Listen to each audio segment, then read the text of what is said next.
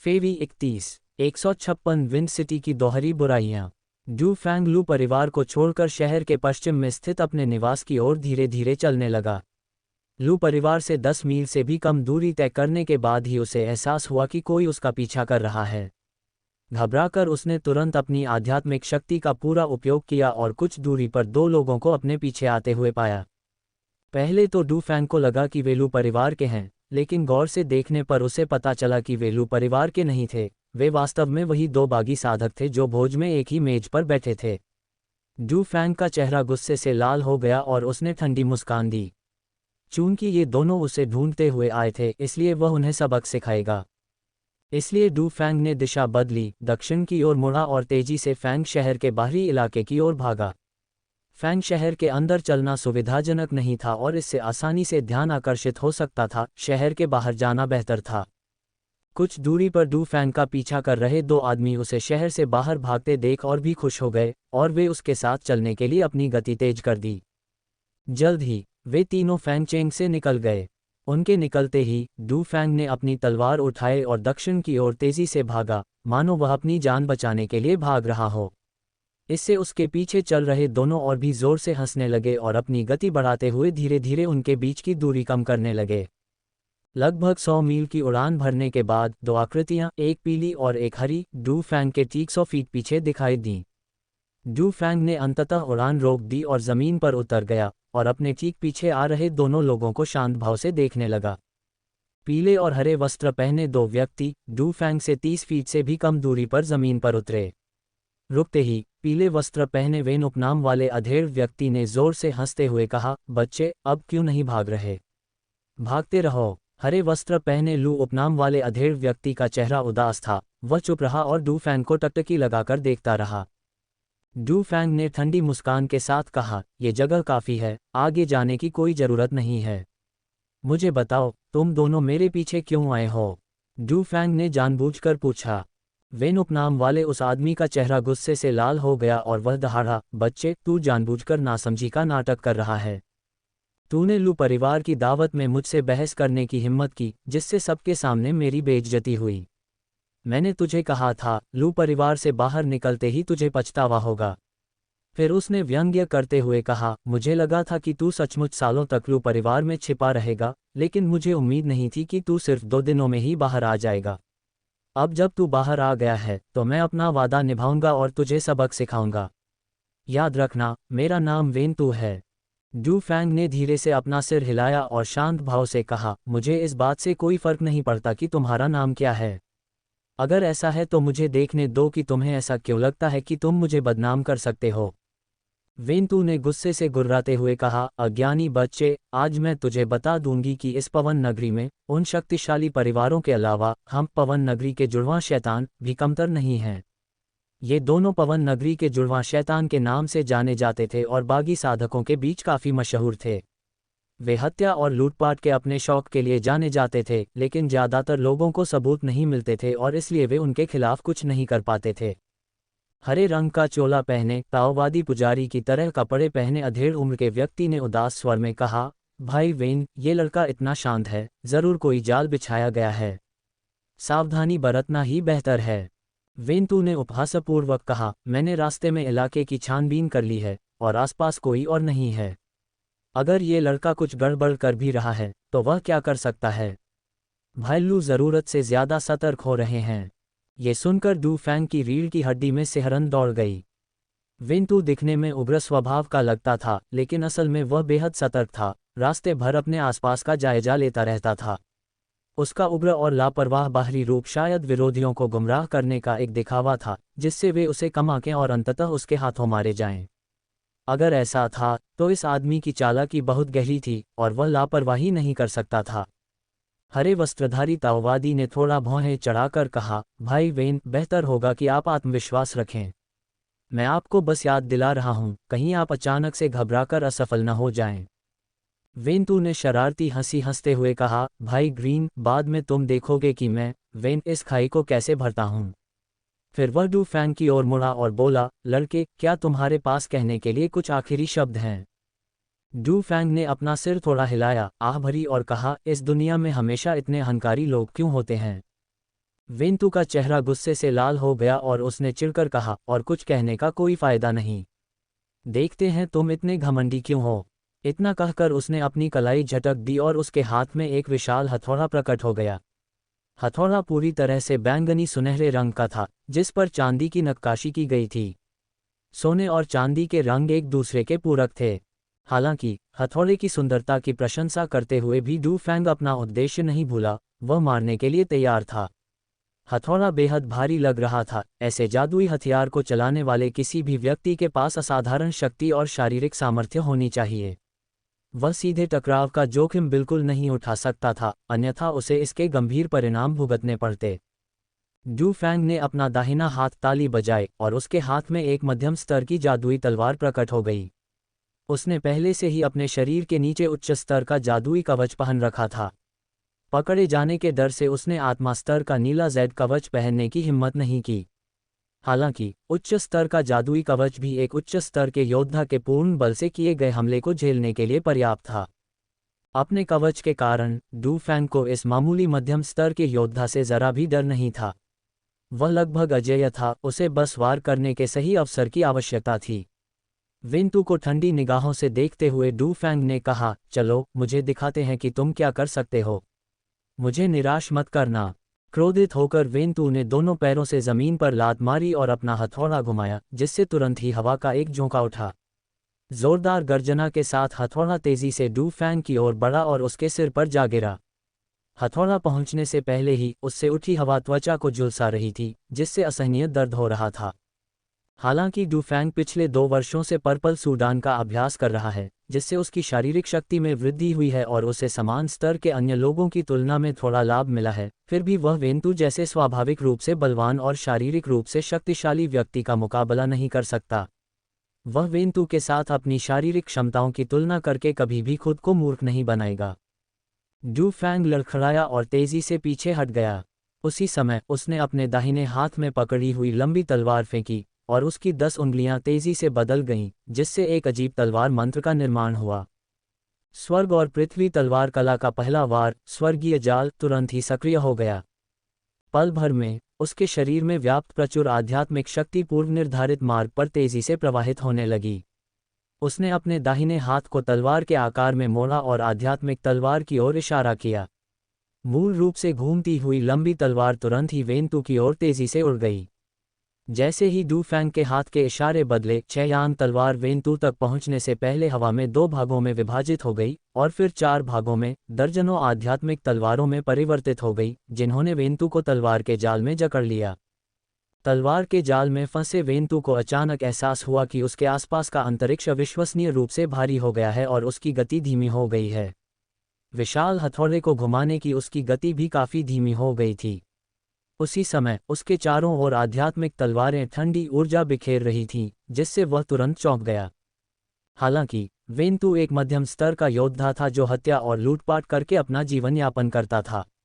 उसे युद्ध का असाधारण रूप से समृद्ध अनुभव था। चौंककर उसने तुरंत अपनी आंतरिक ऊर्जा का उपयोग करके अपने पूरे शरीर की रक्षा की और अपने विशाल हथौड़े की दिशा नीचे की ओर प्रहार करने से बदलकर दाईं ओर घुमा दी, जिसका उद्देश्य तलवारों के जाल को तोड़ना था। पाठ और चित्रों से लड़ना। डू फैंग एक मध्यम स्तर के जादुई हथियार का इस्तेमाल कर रहा था और वेंतु जैसे शक्तिशाली और अनुभवी जादूगर के सामने स्वर्गीय जाल बहुत प्रभावी नहीं था। पलक झपकते ही वेंतु ने तलवार के जाल को तोड़ दिया और डू फैंग पर फिर से हमला कर दिया। उसका विशाल हथौड़ा सीधे उसी की ओर निशाना साध रहा था। इस साइट का नया URL है, इसे याद रखने का आसान तरीका .com। डू फैंग को मन ही मन इस बात का अफसोस था कि वह वेंतु को एक पल के लिए भी फंसा नहीं पाया, वरना वह अपना अगला घातक हमला कर सकता था, जिससे वेंतु कम से कम बुरी तरह घायल हो जाता। लेकिन कोई बात नहीं, अगर सब कुछ विफल हो जाता तो वह एक उच्च स्तरीय जादुई हथियार निकाल सकता था और फिर से स्वर्गीय जाल का उपयोग कर सकता था। ये निश्चित रूप से कारगर होता। वेंतु के हमले भयंकर और शक्तिशाली थे। हर वार से ऐसी सीटी की आवाज निकलती थी जो कानों को भेद देती थी। इसके अलावा उसका आक्रमण समुद्र की लहरों की तरह निरंतर था, एक के बाद एक ऊंची। डू फैंग ने सीधे हमले का सामना करने की कोशिश नहीं की, इसलिए वह इधर उधर घूमता रहा और हमले के अवसर की प्रतीक्षा करता रहा, इस उम्मीद में कि वेंतु थक जाएगा। हालांकि 1 घंटा बीत गया और वेंतु अभी भी ऊर्जा से भरपूर था, थकान का कोई संकेत नहीं दिखा रहा था, जिससे डू फैंग बहुत आश्चर्यचकित हुआ। डू फैंग की लंबी तलवार की हर हरकत असाधारण रूप से सुंदर थी। सफ़ेद तलवार की रोशनी हवा में लगातार चमक रही थी, कभी हजारों किरणें चारों दिशाओं में बिखेरती हुई, कभी चकाचौंध कर देने वाली और जबरदस्त लकीरों में बदल जाती हुई, कभी चट्टानों से टकराती लहरों की तरह हजारों तलवार की रोशनी बिखेरती हुई, और कभी पानी में गिरते पत्थर की तरह अनगिनत लहरें पैदा करती हुई। चांदी की आकृतियों वाला सुनहरा हथौड़ा जब घूमता था तो बारी बारी से चमकता था। विशाल हथौड़ा ऊपर नीचे, बाएं दाएं, कभी बेहद उग्रता से चलता था, हवा में सीटी बजाते हुए एक तीखी आवाज़ पैदा करता था, और कभी सहजता से और चुपचाप चलता था। लेकिन चाहे वह तोड़ना हो, घुमाना हो, झाड़ना हो, दबाना हो, हथौड़ा मारना हो या काटना हो, हर बार घातक था। एक बार चोट लगने पर शरीर चपटा हो जाता था और व्यक्ति की मृत्यु हो जाती थी। दोनों ने जबरदस्त लड़ाई लड़ी, उनके शरीर एक दूसरे का पीछा कर रहे थे, कभी तेज, कभी धीमे, कभी पास, कभी दूर, कभी ऊपर, कभी नीचे, पूरे जोश के साथ। ऐसा लग रहा था कि डू फैंग रक्षात्मक मुद्रा में था, आक्रमण से ज्यादा बचाव कर रहा था, और स्थिति बहुत अच्छी नहीं थी, लेकिन डू फैंग घबराया हुआ नहीं दिख रहा था। क्योंकि उसने अभी तक अपना तुरुप का पत्ता, स्वर्ग और पृथ्वी तलवार तकनीक का दूसरा दांव, स्वर्ग और पृथ्वी अंधकार में करना, नहीं खेला था, इसलिए वह इसे जल्दबाजी में इस्तेमाल नहीं करना चाहता था, कहीं उसके बगल में खड़ा हरा वस्त्रधारी दाववादी सतर्क न हो जाए। इसीलिए वह वेंतु के साथ लंबे समय तक युद्ध में उलझा रहा, और जब भी उसे लगता कि वह थोड़ा कमजोर पड़ रहा है, तो वह गंभीर स्थिति को संभालने के लिए स्वर्गीय जाल का इस्तेमाल करता था। कभी कभी वेंतु के हमले डू फैंग पर लगते थे, लेकिन उसके मध्यम श्रेणी के कवच के कारण अधिकांश हमले कमजोर पड़ जाते थे और बची हुई शक्ति डू फैंग को नुकसान पहुंचाने के लिए पर्याप्त नहीं होती थी। परिणामस्वरूप मैदान पर मौजूद वेंतु और किनारे से देख रहे हरे वस्त्रधारी ताओवादी दोनों को लगा कि डू फैंग के पास केवल इतनी ही कुशलता है, वह अपनी मजबूत रक्षा और तलवार के इस एक ही वार पर निर्भर है, और धीरे धीरे वे थोड़े निश्चिंत और अधीर हो गए। लेकिन डू फैंग युद्ध समाप्त करने के लिए पहले से ही तैयार था। उसने अपने उन्नत जादुई हथियार या अपनी अधिक शक्तिशाली तलवारबाजी तकनीकों का भी इस्तेमाल नहीं किया था। उसने वेंतु से आधे दिन तक लड़ाई की थी, जो काफी था। वेंतु अचानक पीछे हट गया और ठंडी आवाज में बोला, लड़के, मुझे पता नहीं था कि तुम में इतनी ताकत है, लेकिन शायद यही तुम्हारी एकमात्र ताकत है। अब मैं तुम्हें अपना सबसे घातक दांव दिखाऊंगा और फिर तुम शांति से मर सकते हो। डू फैंग भी रुक गया, मुस्कुराया और बोला, बहुत बढ़िया, मेरा भी मन भर गया है, अब इसे खत्म करने का समय आ गया है। वेंतु ने ताना मारते हुए कहा, मरते मरते भी अड़ियल बने हो, बच्चे, ये लो। इतना कहकर उसने अपने हाथ में पकड़े विशाल हथौड़े को उछाला, उसे उल्टा करके अपने सामने घुमाया। उसके हाथ तेजी से हिल रहे थे, वह अपनी आंतरिक ऊर्जा का संचार करते हुए इशारे बदल रहा था और धीमी आवाज में अजीबोगरीब मंत्रों का जाप कर रहा था। जैसे ही मंत्र का जाप हुआ, विशाल सुनहरे हथौड़े की सतह से और भी अधिक चमकदार सुनहरी रोशनी निकलने लगी। उसी समय हथौड़े पर बनी चांदी की आकृतियां जीवंत प्रतीत होने लगीं और हथौड़े से चांदी की रोशनी निकलने लगी। रोशनी से बनी आकृतियां हथौड़े पर बनी विचित्र आकृतियां थीं। जैसे ही ये आकृतियां उभरीं, वे तेजी से हवा में जुड़कर एक जादुई घेरा बन गईं। ये जादुई घेरा चांदी की रोशनी से जगमगा रहा था और इससे एक शक्तिशाली खिंचाव बल निकल रहा था। जैसे ही यह खिंचाव बल फैला, वेंतु के चारों ओर की सारी रेत, पेड़ और मिट्टी के ढेले खींचकर सुनहरे विशाल हथौड़े को घेर लिया। जल्द ही इसने 10 झांग लंबा और 3 झांग मोटा, मिट्टी के पीले रंग का एक विशाल हथौड़ा बना लिया। वेंतु ने रेत और पत्थर से लिपटे विशाल हथौड़े को दोनों हाथों से पकड़ा और उसे जोर से घुमाते हुए क्षैतिज रूप से डू फैंग की ओर ले गया। मिट्टी के पीले रंग के विशाल हथौड़े के प्रहार करने से पहले ही उसकी तेज गति से चलने की गड़गड़ाहट हवा में गूंज उठी और सीधे त्वचा को चुभने लगी। हवा का बल इतना जबरदस्त था कि डू फैंग के लिए उसे सहन करना मुश्किल हो गया। डू फैंग के मन में अचानक भय की लहर दौड़ गई। हथौड़े की शक्ति अब पहले से कई गुना अधिक प्रतीत हो रही थी, सचमुच उसे कम नहीं आंका जा सकता था। जब वेंतु अपनी शक्ति का उपयोग करते हुए अपना सबसे घातक आक्रमण करने की तैयारी कर रहा था, तब डू फैंग निष्क्रिय नहीं बैठा रहा। उसने चुपके से अपनी लंबी तलवार को अपने थैले में रख दिया था और उसकी जगह उच्च श्रेणी का जादुई हथियार, आबनूस की तलवार, रख ली थी। चूंकि यह विशाल हथौड़ा मिट्टी और पत्थर से बना था, इसलिए इसमें पृथ्वी के गुण होने चाहिए। इस उच्च श्रेणी के लकड़ी के गुणों वाले जादुई हथियार का उपयोग करने से इस पर निश्चित रूप से कुछ हद तक नियंत्रण होगा। अपनी कलाई के एक झटके से काली तलवार तेजी से डू फैंग के शरीर के ऊपर घूमी, जिससे धूसर धुंध का एक बादल उठा और उसे तुरंत घेर लिया। उसी समय हवा और गरज की धीमी गड़गड़ाहट की आवाजें गूंज उठीं। तभी वेंतू के विशाल हथौड़े ने डू फैंग पर प्रहार किया। जैसे ही काले रंग की तलवार निकाली गई, वेंतू ने एक शक्तिशाली आभा का अनुभव किया।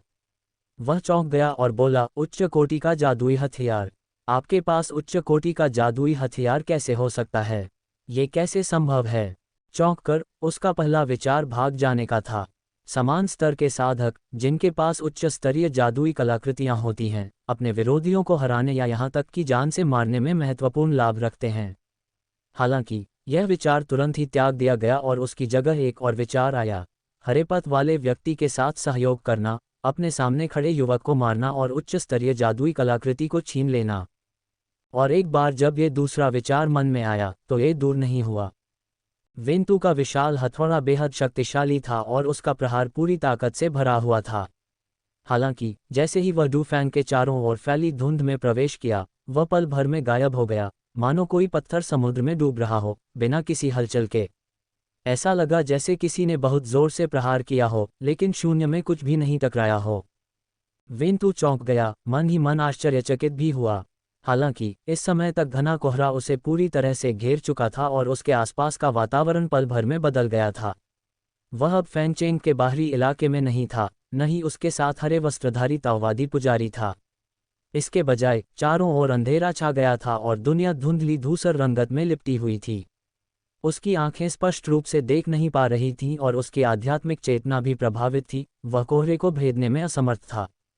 वेंतू अचंभित रह गया, ये सोचकर कि डू फैंग ने ऐसा प्रभाव पैदा करने के लिए कौन सी चाल या जादुई हथियार का इस्तेमाल किया होगा। हालांकि वह आखिरकार एक अनुभवी योद्धा था। अपने शरीर को हिलाते हुए वह विशाल हथौड़े के ऊपर खड़ा हो गया, सावधानीपूर्वक अपने आसपास का जायजा लेते हुए धीरे धीरे हथौड़े को पीछे की ओर मोड़ने लगा। वह जानता था कि वह इस वातावरण में एक नाजुक स्थिति में है और उसका प्राथमिक कार्य स्वाभाविक रूप से इस अजीब जगह से निकलना था। विशालकाय हथौड़ा धीरे धीरे पीछे की ओर उड़ने लगा, लेकिन कई मील उड़ने के बाद भी आसपास का वातावरण उसी धुंधले कोहरे में डूबा रहा। वेंतू ने भौहें उठाईं, यह एक भ्रम जैसा लग रहा था। वास्तविकता ऐसी कैसे हो सकती है? उसने विशालकाय हथौड़े को रोक दिया और भ्रम को तोड़ने के तरीके पर विचार करने लगा। दो बुराइयों का नाश। लेकिन डू फैंग ने उसे इस जबरदस्त हमले का मुकाबला करने के बारे में गंभीरता से सोचने का समय नहीं दिया। इस साइट का नया URL है, याद रखने का आसान तरीका .com। डू फैंग चुपके से वेंतू पर नजर रख रहा था और ये देखकर कि वह सतर्क था और अपनी कोई भी खामी नहीं दिखाता था, वह उसकी प्रशंसा किए बिना नहीं रह सका। उसमें वाकई कुछ हुनर था। ये गतिरोध हमेशा के लिए नहीं चल सकता। इतने सारे जादुई खजाने मौजूद हैं कि उनमें से कोई भी वेंतू को अनगिनत बार मार सकता है। इसके अलावा चूंकि वेंतू ने पहले ही अपनी उच्च स्तरीय जादुई कलाकृति का खुलासा कर दिया है और पास में ही एक ग्रीन पाथमैन मौजूद है, इसलिए अब उसे मारना ही एकमात्र विकल्प है। ये देखकर कि वेंतू रुक गया है, डू फैंग ने एक और उच्च स्तरीय जादुई हथियार वज्र लकड़ी की तलवार निकाली। वज्र की लकड़ी की तलवार प्रकट होते ही वेंतू और हरे वस्त्रधारी ताओवादी अवाक रह गए। पहली उच्च स्तरीय जादुई कलाकृति ने ही उन्हें अत्यधिक आश्चर्यचकित और उत्तेजित कर दिया था, दूसरी कलाकृति के प्रकट होने से उनकी अतृप्त लालसा और भी बढ़ गई। वेंतू के बोलने की आवश्यकता के बिना ही ग्रीन पाथमैन ने तुरंत अपने मध्य स्तरीय जादुई हथियार को मुक्त किया और डू फैंग की ओर झपटा। डू फैंग की वज्र लकड़ी की तलवार धीमी सी गूंज के साथ तेजी से कांपने लगी और फिर तलवार के घेरे में फंसे वेंतू की ओर तेजी से बढ़ी। वेंतू को एक अजीब सा दबाव महसूस हो रहा था, एक शक्तिशाली तलवार की आभा पूरे संसार में फैल गई थी, जिससे उसके पास बचाव करने, भागने या छिपने का कोई रास्ता नहीं बचा था। वह पतन के कगार पर था। ये किस प्रकार का जादुई खजाना था? ये किस प्रकार की अलौकिक शक्ति थी? मुझे इस सीधे सादे छोटे से जीव से इतनी परेशानी की उम्मीद नहीं थी। इस बार मैंने उसे गलत समझा। आज शायद मेरी जान चली जाए, लेकिन मैं इसे स्वीकार नहीं करूंगा। मैंने 100 साल से भी ज्यादा समय तक साधना की है। हर बार मैं ही दूसरों का पीछा करता रहा हूं और उन्हें अपने हथौड़े से मारता रहा हूं। मुझे पहले कभी इस तरह से परेशान नहीं किया गया। मैं इसे बर्दाश्त नहीं करूंगा। उस क्षण भर में वेंतू के मन में अनेक विचार आए और वह लगभग पलटवार करने का साहस खो बैठा। परंतु दैनिक जीवन में विकसित दृढ़ निश्चय और निर्मम भावना और वह प्रचंड ऊर्जा जिसने उसे मृत्यु तक लड़ने का साहस दिया, ने उसे दहाड़ने और यह कहने के लिए प्रेरित किया, मैं तुमसे मृत्यु तक लड़ूंगा। फिर उसने अपने शरीर को उल्टा कर लिया, विशाल हथौड़े को अपने पैरों के नीचे हाथ में थाम लिया और आकाश में उड़ गया, मानो इस अंधकार में और निराशाजनक पिंजरे को तोड़कर बाहर निकलने का प्रयास कर रहा हो।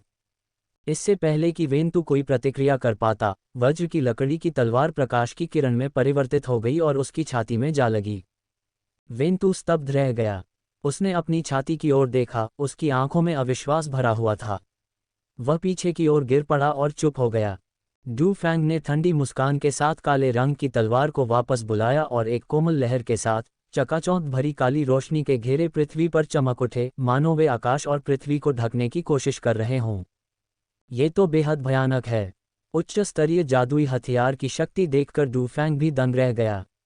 उसने पहली बार किसी उच्च स्तरीय जादुई हथियार का प्रयोग किया था और उसे बिल्कुल भी उम्मीद नहीं थी कि यह मध्यम स्तर के योद्धा वेंतु को एक ही झटके में मार डालेगा।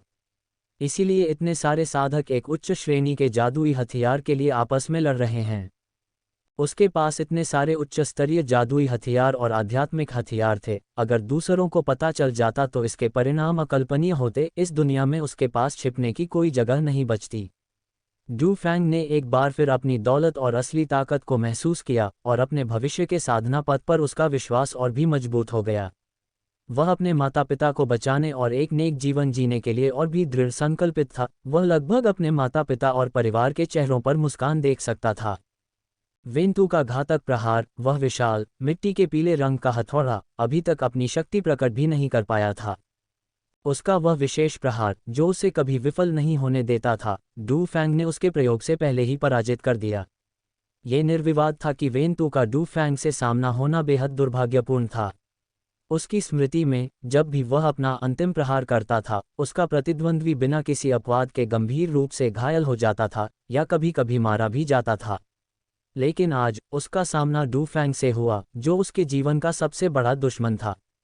वह न केवल अपने प्रतिद्वंद्वी को मौके पर ही मारने में विफल रहा, बल्कि स्वयं भी पराजित हो गया। वेंतु को मारने के बाद डू फैंग ने स्वर्ग और पृथ्वी अंधकार तकनीक का प्रयोग बंद कर दिया। इसके बाद वह और वेंतु हरे वस्त्रधारी ताओवादी की नज़र में आ गए। हरे वस्त्रधारी ताओवादी के डू फैंग के पास पहुंचने से पहले ही उसने अचानक देखा कि डू फैंग अकेला प्रकट हुआ है जबकि वेंतु जमीन पर पड़ा है। कुछ गड़बड़ महसूस करते हुए ताओवादी का दिल बैठ गया और उसने चिल्लाकर पूछा, मेरा भाई वेन कैसा है? डू फैंग ने वज्र की लकड़ी की तलवार म्यान में रख ली थी। अब आबनूस की तलवार पकड़े हुए उसने धीरे धीरे 3 कदम आगे बढ़ाए और शांत स्वर में कहा, जल्दी मत करो, तुम जल्द ही उसे पकड़ लोगे। ग्रीन पाथमैन ने पहले सोचा था कि वेंतु को ज्यादा से ज्यादा चोट लगी होगी, लेकिन डू फैंग की आवाज़ सुनकर उसे एहसास हुआ कि वेंतु मारा गया है। क्या तुम्हारा मतलब है कि तुमने वेंतु को मार डाला? ये कैसे संभव है? ग्रीन पाथमैन पूरी तरह से हैरान रह गया। डू फैंग ने मुस्कुराते हुए व्यंग्यपूर्वक कहा, क्या तुम दोनों भी मुझे मारना और मेरा जादुई हथियार चुराना नहीं चाहते थे? क्या तुम्हें मुझे मारने की अनुमति है, लेकिन मुझे तुम्हें मारने की नहीं? हरे वस्त्रधारी ताओवादी को गहरा सदमा लगा, उसका दिमाग सुन्न हो गया और चेहरा पीला पड़ गया। जब उसने दोबारा डू फैंग के हाथ में काले रंग की तलवार देखी तो उसे एहसास हुआ कि यह तलवार असाधारण है। उसके मन में लालच का भाव जागा, लेकिन जैसे ही यह विचार आया, उसे अपने साथी वेंतु का अंजाम याद आ गया और उसने तलवार को अपने लिए लेने का विचार जबरदस्ती दबा दिया। इसके बजाय एक और विचार आया, भागो, जितना हो सके उतनी दूर भागो। ये छोटा शैतान कहाँ से आया? इसके पास तो 2 उच्च स्तरीय जादुई हथियार हैं। यह अब कोई साधारण साधक नहीं है, ये किसी प्रमुख संप्रदाय का शिष्य होना चाहिए। यहाँ तक कि वुलिंग काउंटी का नंबर 1 संप्रदाय, हावरान संप्रदाय भी इतना उदार नहीं है कि एक मध्यम स्तर के योद्धा शिष्य को 2 उच्च स्तरीय जादुई हथियार दे दे। आखिर यह व्यक्ति कौन है? क्या वह इसी प्रांत का नहीं हो सकता? यही सोचते हुए हरे वस्त्रधारी ताओवादी ने निसंकोच पूछा, आप न तो कोई दुष्ट साधक हैं और न ही इस प्रांत के किसी संप्रदाय के शिष्य। आप किस संप्रदाय के शिष्य हैं? आपके पास इतना उच्च कोटि का जादुई हथियार कैसे आया? डू फैंग ने ओह कहा, हल्की सी मुस्कान के साथ बोला, तो आपने सही अंदाज़ा लगाया कि मैं वुलिंग काउंटी के 5 प्रमुख संप्रदायों या परिवारों में से किसी से नहीं हूँ। बुरा नहीं है, चूंकि आप मरने वाले हैं तो मैं आपको सच बता देता हूँ, मैं एक छोटे से संप्रदाय से आता हूँ और वुलिंग काउंटी में मेरा कोई रिश्तेदार या दोस्त नहीं है। अब आप शांति से सो सकते हैं, है ना? ये सुनकर हरे वस्त्रधारी ताओवादी ने सिर हिलाया और हैरानी से कहा, असंभव। वाकई, इसमें कोई आश्चर्य की बात नहीं कि उसे विश्वास नहीं हुआ। एक छोटे से संप्रदाय के शिष्य के पास इतना उच्च स्तरीय जादुई हथियार कैसे हो सकता है, और वह भी दो? उसे इस पर बिल्कुल यकीन नहीं हो रहा था।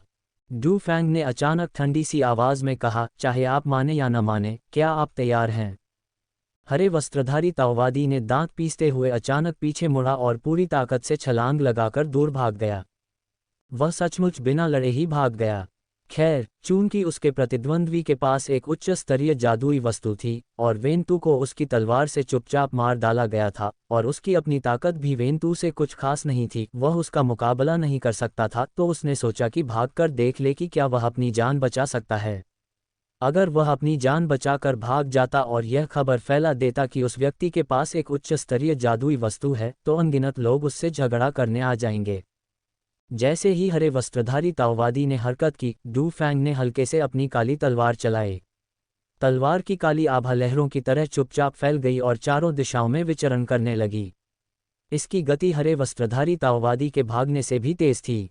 पल भर में लहर भागते हुए हरे वस्त्रधारी ताओवादी तक पहुंच गई और उसके शरीर को चीर डाला। लिंग्यांग में बसना। हरे वस्त्रधारी ताओवादी को चीखने का भी समय नहीं मिला था कि उसका शरीर दो टुकड़ों में कटकर जमीन पर गिर गया। इस साइट का नया URL है, इसे याद रखने का आसान तरीका .com। डू फैंग ने बड़ी सावधानी से अपनी काली तलवार म्यान में रखी, दोनों आदमियों से सारा सामान लूट लिया और ठंडे दिमाग से अपने आसपास का जायजा लिया। अनावश्यक परेशानी से बचने के लिए वह तेजी से पूर्व दिशा की ओर उड़ गया और 100 मील से अधिक की दूरी तय करने के बाद ही फैंग शहर की ओर लौटा। नानलिंग काउंटी में फेग्यांग शहर और दानयांग शहर के बीच स्थित हैपिंग कस्बे में नीले वस्त्र पहने 3 साधक उदास चेहरों के साथ कस्बे की सड़कों पर चल रहे थे। उनमें से एक लगभग 40 वर्ष का नौसिखिया योद्धा था, जबकि अन्य 2 युवाची शोधन स्तर के साधक थे। वे सीधे साधक गृह सराय में गए और सराय के मालिक से कहा कि वे लंबे समय तक यहाँ रहना चाहते हैं। इसके बाद के वर्षों में उन्होंने वुलिंग काउंटी के लुहाओ नामक एक किसान के बारे में पूछताछ शुरू की और मूल्यवान जानकारी प्रदान करने वाले किसी भी व्यक्ति को इनाम देने की पेशकश की।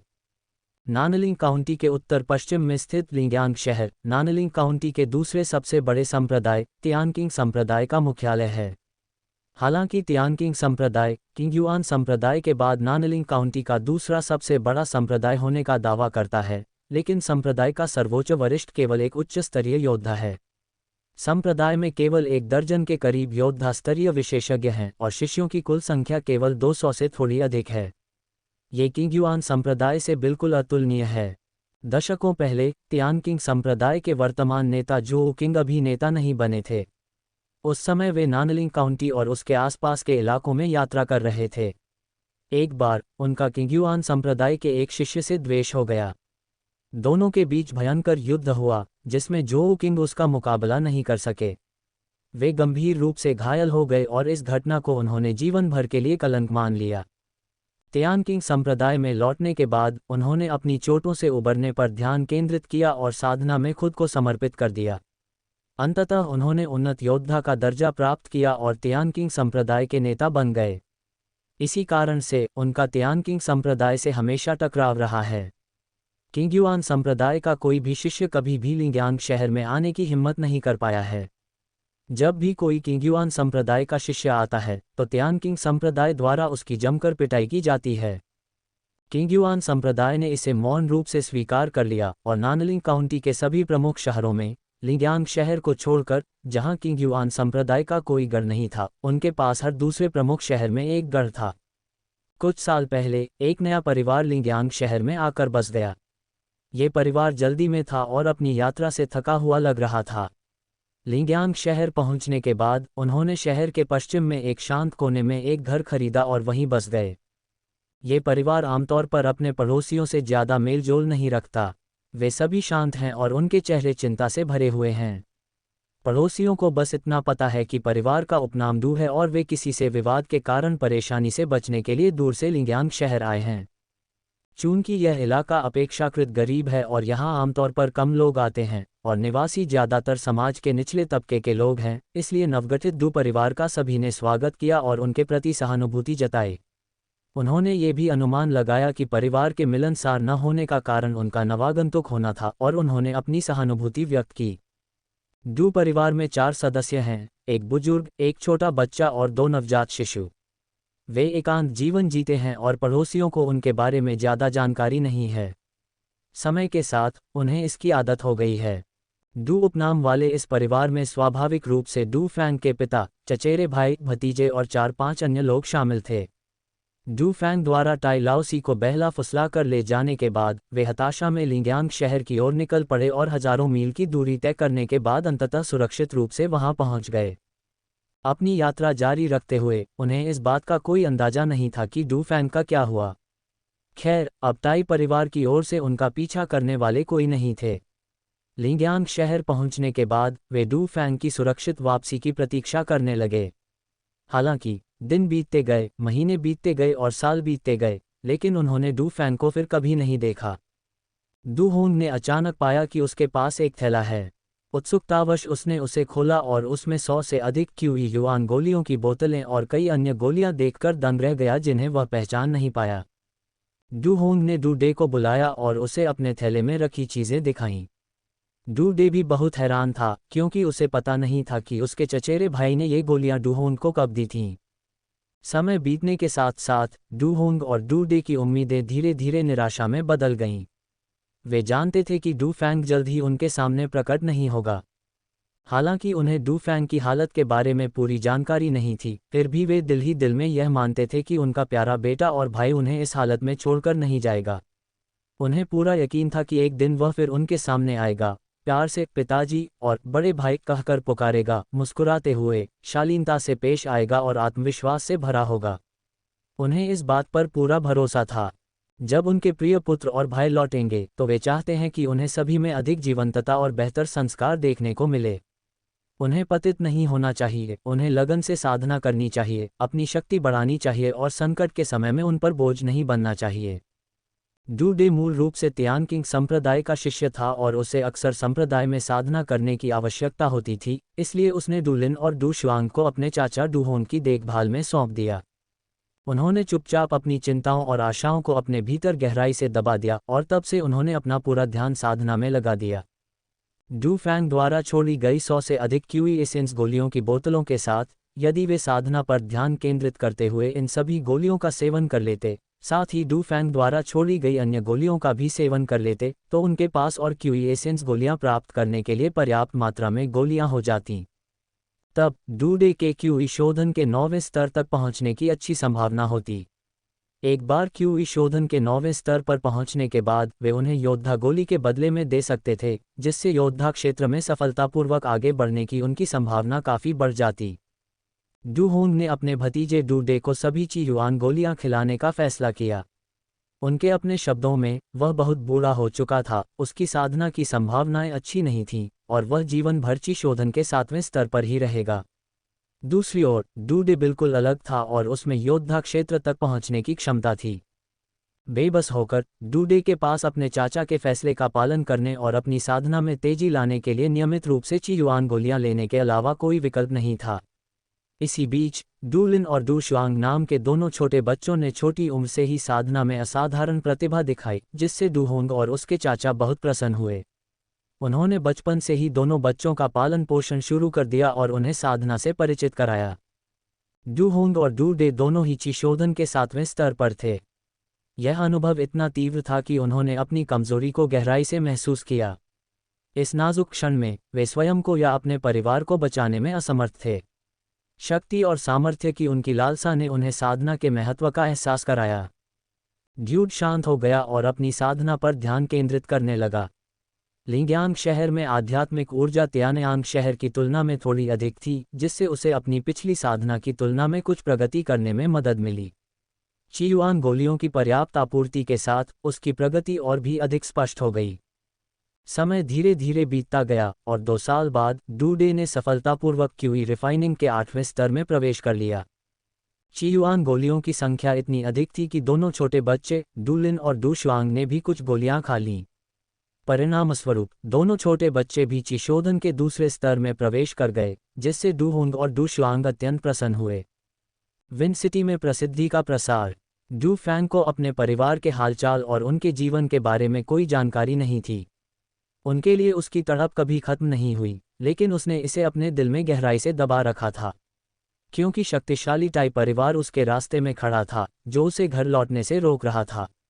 इस वेबसाइट का नया यूआरएल है, इसे याद रखने का आसान तरीका .com।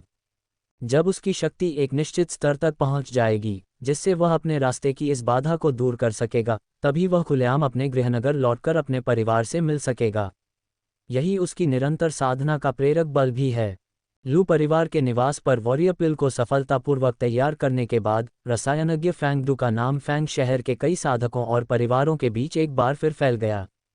फैंग डू स्वाभाविक रूप से डू फैंग द्वारा इस्तेमाल किया जाने वाला एक छद्म नाम था, जिसे उन्होंने डू फैंग नाम के उल्टे रूप में लिखा था। कई साधकों को पता था कि फैंग चेंग में एक युवा रसायनज्ञ है जिसकी रसायन विद्या की क्षमता नानशान के रसायनज्ञों के बराबर है। उन्हें ये भी पता चला कि इस युवा रसायनज्ञ का लू परिवार से घनिष्ठ संबंध प्रतीत होता है। परिणामस्वरूप फैंगचेंग नगर प्रमुख के महल, टू परिवार और लियू परिवार जैसी कुछ शक्तिशाली संस्थाओं सहित कई साधक डू फैंग से औषधियां बनवाने के लिए अनुरोध करने लगे। डू फैंग ने कुछ रसायन विद्या संबंधी कार्य भी स्वीकार किए। आखिरकार उन्हें फैंग नगरी में ही रहना था और वे इन शक्तिशाली शक्तियों को नाराज नहीं करना चाहते थे।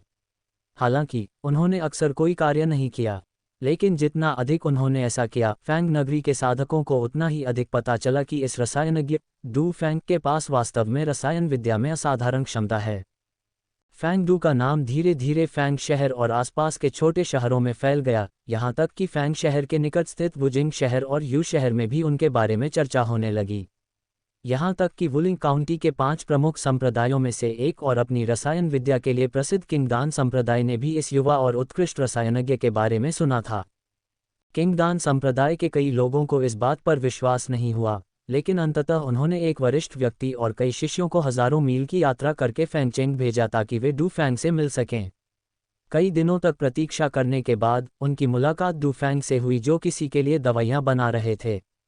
उनसे बातचीत करने और मौके पर दवाइयाँ बनाने की प्रक्रिया देखने के बाद वे उनकी प्रशंसा किए बिना नहीं रह सके और उन्होंने कहा कि उनकी प्रतिष्ठा बिल्कुल उचित है। इससे वुलिंग काउंटी में फैंग डू की प्रतिष्ठा में काफ़ी वृद्धि हुई। पिछले कुछ वर्षों में लू परिवार ने डू फैंग को अपने साथ शामिल होने के लिए आमंत्रित करने के लिए लोगों को भेजा, लेकिन डू फैंग ने हर बार विनम्रतापूर्वक ये कहते हुए मना कर दिया कि उन्हें बंधनों में रहना पसंद नहीं है और वे स्वतंत्रता के लिए तत्पर हैं। लू परिवार के पास कोई विकल्प नहीं था। अब जब डू फैंग की प्रतिष्ठा स्थापित हो चुकी थी, तो वे कोई चाल नहीं चल सकते थे। सौभाग्य से डू फैंग ने अन्य परिवारों या ताकतों के निमंत्रण स्वीकार नहीं किए थे। इसके अलावा डू फैंग और लू परिवार के बीच घनिष्ठ संबंधों के बारे में पहले किए गए प्रचार के कारण कई परिवारों और ताकतों ने इसे सच मान लिया था। पिछले कुछ वर्षों से डू फैंग ने पर्पल सूडान का सेवन करना कभी बंद नहीं किया है और उसकी शारीरिक शक्ति धीरे धीरे लेकिन लगातार बढ़ रही है, जिससे वह बहुत प्रसन्न है। वह कभी कभी तियानफैंग मंडप में जाकर मंडप के गुरु जू से कुछ औषधीय जड़ी बूटियां खरीदता है और फिर उन्हें स्वयं परिष्कृत करता है। वह अपनी बनाई हुई गोलियां भी बेचता है। डू फैंग की मौजूदा प्रतिष्ठा के कारण उसकी बनाई गोलियों की काफ़ी मांग है। तियानफैंग पवेलियन के पवेलियन मास्टर जू ने बहुत पहले डू फैंग के साथ एक समझौता किया था, जिसके तहत तियानफैंग पवेलियन को डू फैंग द्वारा बनाई गई सभी गोलियां बेचने का जिम्मा सौंपा गया था। तियानफैंग पवेलियन को इससे हर साल अच्छी खासी कमाई होती है। इसके बदले में तियानफैंग पवेलियन डू फैंग को आवश्यक आध्यात्मिक जड़ी बूटियां या गोलियां उपलब्ध कराने में प्राथमिकता देगा और डू फैंग को तियानफैंग पवेलियन से खरीदी गई सभी जड़ी बूटियों पर 15% की छूट मिलेगी। पिछले 2-3 वर्षों से डू फैंग ने स्वयं को स्वर्गीय उत्पत्ति पवित्र शास्त्र के अध्ययन में समर्पित कर दिया है और उनकी साधना में उल्लेखनीय रूप से तीव्र प्रगति हुई है। इससे उन्हें स्वर्गीय उत्पत्ति पवित्र शास्त्र में बहुत विश्वास प्राप्त हुआ है और शायद एक दिन वे आदरणीय स्तर तक पहुंचने में सक्षम होंगे। हे पूज्यवर, वह किस प्रकार का प्राणी है, उसके बारे में सोचना ही रोमांचकारी है। डू फैंग धीरे धीरे अपनी साधना से ऊपर उठा। उसने अपनी आध्यात्मिक चेतना का प्रसार किया, जो मध्यवर्ती योद्धा स्तर में प्रवेश करने के बाद और भी प्रबल हो गई थी।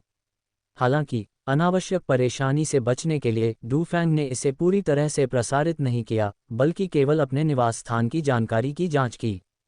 मैंने उस समय जो औषधीय जड़ी बूटियां लगाई थीं, वे वर्षों में काफ़ी तेजी से बढ़ी हैं। इस हवेली के बाहर मैंने जो कई परतों वाली रक्षात्मक संरचनाएं बनाई थीं, वे सभी अभी भी सुरक्षित हैं, हालांकि उन पर कई संदेश लिखे हुए प्रतीत होते हैं। अपने दाहिने हाथ के हल्के इशारे से पीले प्रकाश की कई किरणें बाहर से कमरे में आईं और डूफैंग के हाथ तक पहुंचीं।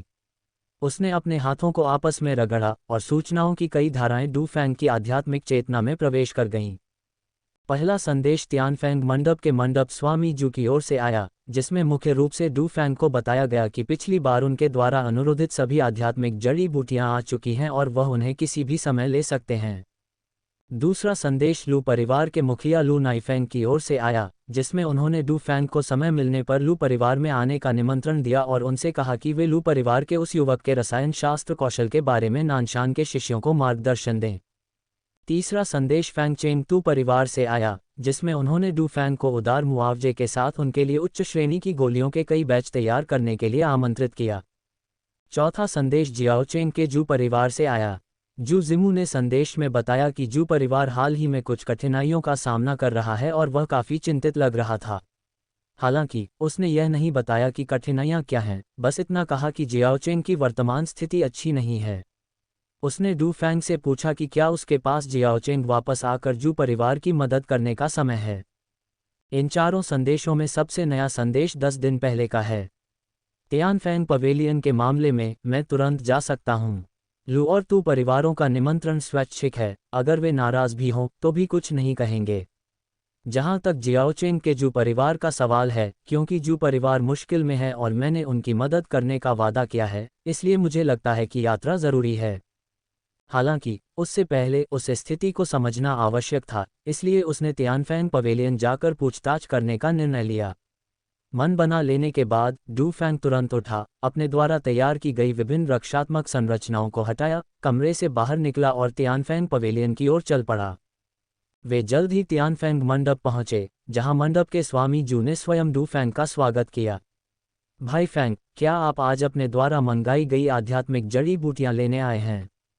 जी हाँ, डूफैंग ने सिर हिलाते हुए कहा, इसके अलावा मुझे औषधीय जड़ी बूटियों का एक और जत्था मंगवाना है। कृपया पवेलियन मास्टर जू से इन्हें इकट्ठा करने में मेरी मदद करने के लिए कहें। सब कुछ इकट्ठा हो जाने पर मैं इन्हें लेने आऊँगा। ये कहते हुए उन्होंने अपनी जेब से एक जेड पर्ची निकाली और पवेलियन मास्टर जू को दे दी। पवेलियन मास्टर जू ने जेड पर्ची उठाए, अपनी आध्यात्मिक इंद्रियों से उसका निरीक्षण किया और कुछ क्षण बाद थोड़ा भौहें चढ़ाकर बोले, भाई फैंग की इस बार की सभी मांगें उच्च गुणवत्ता वाली और बड़ी मात्रा में हैं। इनमें से कुछ दुर्लभ वस्तुएं हैं जो सामान्य रूप से मिलना मुश्किल हैं, इसलिए मुझे डर है कि इन सभी को इकट्ठा करना मुश्किल होगा। डूफैंग ने धीरे से सिर हिलाया और कहा, अगर थोड़ा समय लग भी जाए तो कोई बात नहीं। मुझे वैसे भी कोई जल्दी नहीं है। अगर हम उन सबको इकट्ठा कर सकें तो सबसे अच्छा होगा, लेकिन अगर हम सचमुच ऐसा नहीं कर सकते तो छोड़ो, मैं कोई दूसरा तरीका सोच लूँगा। मंडप स्वामी जू ने सिर हिलाया, जेड पर्ची को एक तरफ रख दिया और अपने सहायक को डूफैंग द्वारा मंगाई गई औषधीय जड़ी बूटियां लाने का निर्देश दिया। इसी अवसर का लाभ उठाते हुए डूफैंग ने कहा, मंडप स्वामी जू, मुझे आपसे कुछ पूछना है। क्या यह आपके लिए सुविधाजनक होगा? मास्टर जू मुस्कुराए और बोले, भाई फैंग, कृपया बोलिए। डूफैंग ने कुछ देर सोचा और फिर कहा, मैं हाल ही में रसायन विद्या का अध्ययन करने और आत्म साधना में व्यस्त रहा हूँ, इसलिए मुझे बाहरी परिस्थितियों की ज़्यादा जानकारी नहीं है। इसलिए मैं ये पूछना चाहता हूँ कि क्या हाल ही में कोई बड़ी घटना घटी है? दोस्तों, अगर आपको यह कहानी पसंद आई है तो इसकी आगे की कड़ियां हमारे टेलीग्राम चैनल पर सुन सकते हैं। गोल्डन मेंबरशिप, सिर्फ ₹149 में इस कहानी के अगले 100 एपिसोड का आनंद लें। अगर आप इस कहानी के सभी एपिसोड सुनना चाहते हैं तो सिर्फ ₹299 में इस पूरी कहानी का पूरा एक्सेस प्राप्त करें। टेलीग्राम लिंक और गोल्डन मेंबरशिप की जानकारी आपको डिस्क्रिप्शन और पिन किए गए कमेंट में मिल जाएगी। आपके प्यार और सहयोग के लिए दिल से धन्यवाद।